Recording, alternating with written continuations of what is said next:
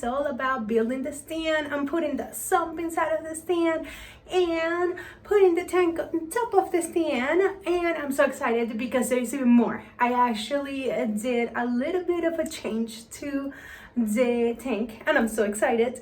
And shout out to Eat Sleep Reef.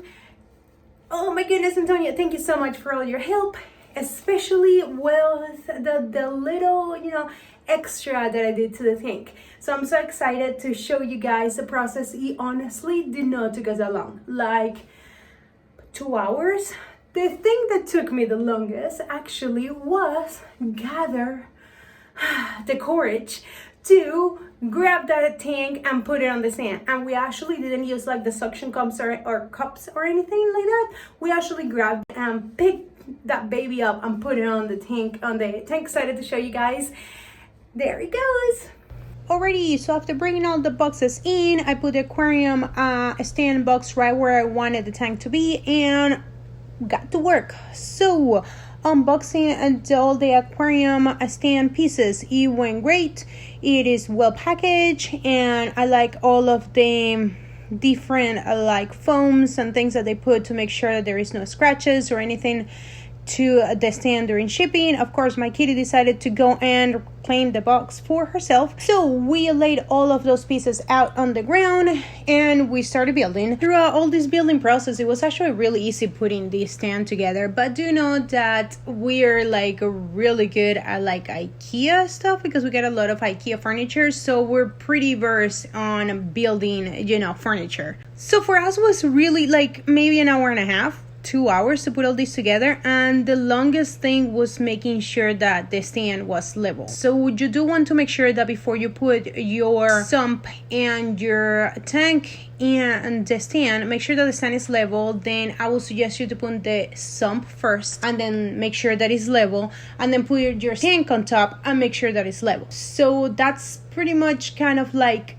it took us like a good 20 minutes just to make sure that everything was level. And it was more like, okay, we gotta move these little feet here, and we gotta move the other feet to make sure that it was everything was level and ready to go. So one thing is for the doors, you do have to go online, and Waterbox has a video on how to install the doors. At one point you need your phone or your tablet or your computer to check out that video, but everything went great. And the most scariest part of this whole deal was putting that tank on top of the stand, and it was just more me. I was like really worried that I was not gonna be like strong enough or anything. So it was more how scared I was of like dropping the tank. But honestly, it was great. It took us like 2 minutes to just go, and what we did is we pushed the tank right in front of the stand, and then we went and lifted, and there it was. But before we continue, let's talk about the details, like these doors. Like when you push in the doors to close them, sometimes you do a little bit of more force and just slam it. Well, I love this feature of the Waterbox stands that when you push it, it will slowly close. And then you have a magnetic end on each of the doors, and I just love it because you also don't need a handle to push in and out. Another thing is these little stickers that you put over the hardware inside of the stand. Isn't this neat?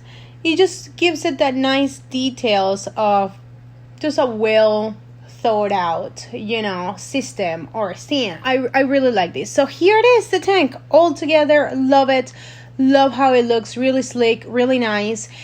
And now is a little detail I told you guys in the beginning, and it is taking that black vinyl from the back of the tank. And as you can see here, I am taking it off from one of the sides, and I'm only using my hands, and took it from both sides and only left it over the overflow. And as you can see, it's just my hand. I don't really even have that much nails, but you just slowly and just start peeling off. And what I did a bit differently that Eat Sleep Reef, which is Antonio, did it, and you guys can definitely check out his video on how he did it. I did it a bit differently because I'm scared to put in anything like sharp knife to the glass of the tank, because I'm really scared of scratching the tank. So what I did is I peel it off all the way to that overflow glue that they put on for the overflow, you know, to attach the overflow to the back of the tank. And then as you can see, I grabbed big scissors, more to take that excess off before getting it all the way to like that edge. And then after going to that edge of that overflow where you can no longer really see, as you can see here, you can no longer see that black vinyl, is when I started cutting it with more of a small scissors to get more that close cut, so you don't see any of that excess from the other side of the tank, like the front of the tank. So as you can see, I put the blades more parallel to the tank rather than into the tank, and that's what I was so scared of doing it. And then I just went with my fingers and I kind of retape that little edge that I have left, and I went and make sure that it's looking good from the front. And as you can see, you cannot see any excess or anything. It looks great, and I still have some of that backing over the overflow.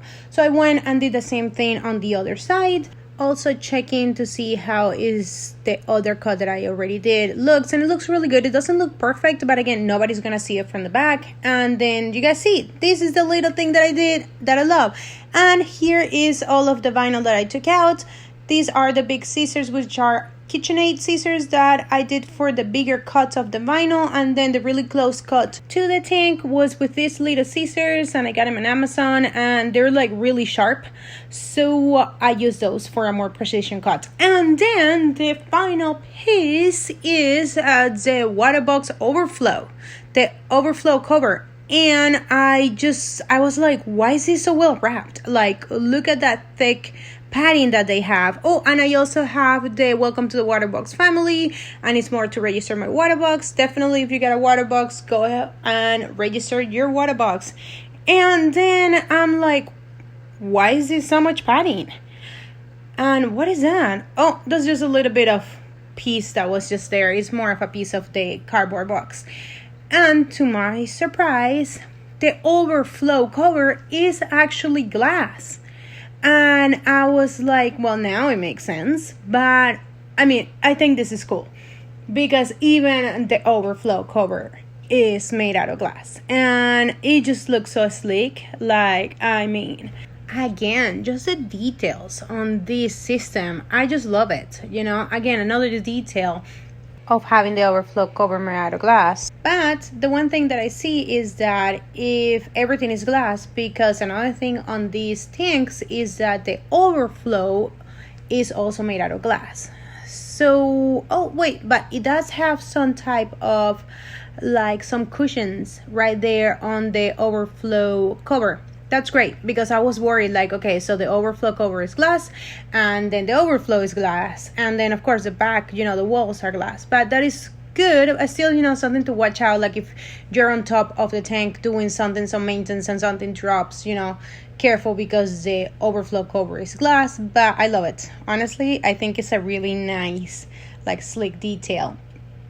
Yeah, so you have like 4 little, like, cushions, I will say, there, so it's not like glass against glass to prevent any type of like cracking or anything, I will think. But yeah, again, well thought out. Love this system, love the tanks. Oh my goodness, it's here, it's put together. Cannot believe it, love it. So here is the difference between, here it was the before with all the back vinyl backing, and this one is after. Really love it. It makes the tank look bigger, honestly. And I cannot wait to show you guys what's next, which is plumbing, and then, oh my goodness, leak test. So what do you guys think about the little change I made? I really like it. I prefer that clear back wall, and I'm actually used to, on my nano tanks, of cleaning that back wall anyways, and I keep it really clean. Not even coralline algae, I let it grow. I normally just even go and clean that coralline algae off, and I honestly think it's personal preference. But with the dimension of this new tank, I really like it, that it just makes it a little bit bigger. And also, what I'm thinking on doing with the aquascape is also going to look amazing, and I cannot wait to show you guys. So I will see you guys later, and take care, stay awesome, and I cannot wait to keep showing you guys my build. So excited. Bye.